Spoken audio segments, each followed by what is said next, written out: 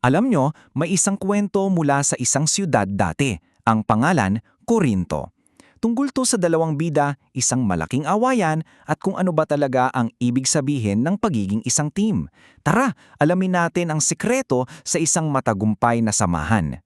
Di ba madalas yan? Kahit sa klase o sa laro, palagi tayong may paborito. Team Sarah ako o Team Lebron yan. Well, ganyan na ganyan din pala ang nangyari noon sa Corinto. Yung simpleng pagpili lang ng the best nila, yun pala ang simula ng isang malaking gulo. Ayan na nga, nagkagulo na. Nagkaroon ng mga kampi-kampihan sa Corinto. May mga nagsasabi, kay Paul kami. Sagot naman ng iba, naku, mas magaling si Apollos. Parang mga fans lang ng basketball na nag-aaway. Alam nyo yun? Sa halip na maging isang team, nagkawatak-watak sila. Okay, so para maintindihan natin kung bakit sila nag-aaway, kailangan muna nating makilala yung dalawang star players sa kwentong to, sina Paul at Apollos. Sino nga ba talaga sila? Isipin nyo, para silang magpartner sa isang hardin. Si Paul, siya yung unang pumunta sa Corinto. Siya yung nagtanim ng buto, yung buto ng pananampalataya. Siya ang nagsimula ng lahat. Tapos, pagkatapos niya, dumating naman si Apollos. Itong si Apollos, sobrang galing magsalita. Ang trabaho naman niya ay diligan at alagaan yung mga halaman na sinimula ni Paul para mas lalo pang lumago. So magkaiba sila ng trabaho pero parehong-parehong mahalaga. Pero ito, akala mo si Apollo sobrang galing, no? Pero alam nyo ba, may isang pagkakataon na kahit siya, kinailangan din ng tulong.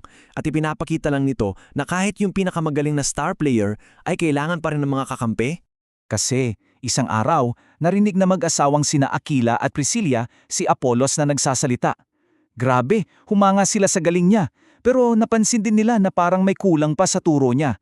Imbes na ipahiya siya sa harap ng maraming tao, ang ginawa nila, kinausap nila siya ng pribado. Inexplain nila kung ano pa yung mga kailangan niyang malaman. Ganyan ang tunay na teamwork, di ba?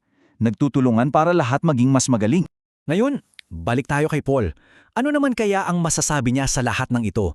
Nung nalaman niya yung pagtatalo-talo sa Corinto, sumulat siya sa kanila.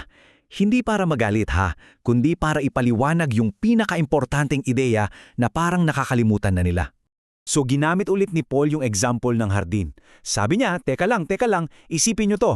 Step 1, ako si Paul ang nagtanim ng buto. Step 2, dumating si Apollos para diligan, pero step 3, at ito ang pinakamahalaga, sino ba talaga ang nagpapalago ng halaman? Ang Diyos. So, yun yung punto ni Paul. Ang sabi niya, hindi yung nagtatanim o yung nagdidilig ang bida. Hindi sila yung importante. Ang tunay na bida, ang dapat bigyan ng papuri, ay ang Diyos. Kasi sa huli, siya lang talaga ang nagbibigay ng paglago. Kaya malinaw na malinaw ang sinabi ni Paul, wala dapat Team Paul o Team Apollos. Bakit? Dahil sa mata ng Diyos, iisa lang sila. Isang team.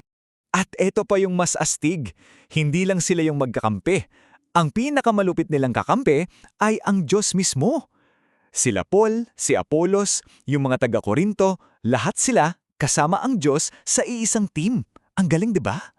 Para mas madali maintindihan, isipin nyo na ang Diyos yung coach ng team. Siya yung gumagawa ng game plan. Siya ang nagsasabi kung sino ang magiging point guard, sino yung center. Siya yung punong manggagawa na tinitiyak na sa huli, magiging matagumpay ang buong team. Okay, so ang ganda ng kwento, no? Pero baka iniisip mo, ano ngayon? Anong kinalaman yan sa akin? Well, yan ang pag-uusapan natin ngayon. Paano natin magagamit ang aral na ito sa buhay natin? Tulad ni na Paul na nagtatanim at ni Apollos na nagdidilig, bawat isa sa atin may kanya-kanyang galing.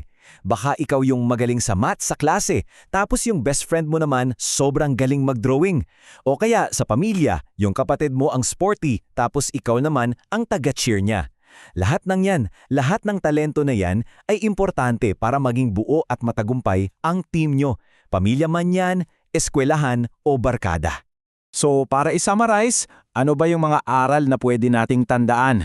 Una, huwag tayong mag-aaway-away dahil lang sa mga paborito.